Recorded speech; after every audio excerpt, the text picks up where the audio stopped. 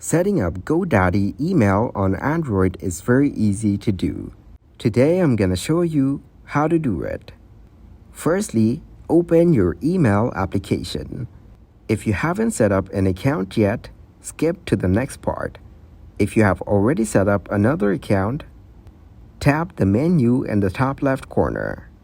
Here, tap Manage Accounts. Next, tap the plus icon to add a new email account. After that, tap on Others. Next, enter your email address and password. If you already have an account set up in your phone settings, you may be able to select it on this page. Then tap on Next. After that, tap on IMAP account.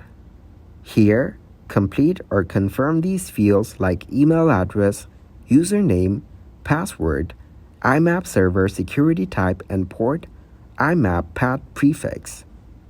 Then tap on Next. Complete or confirm these fields like SMTP server, security type, and port, required sign-in, username, and password. Once done, tap on Next. Next, set your account options to your liking, and then tap on Next.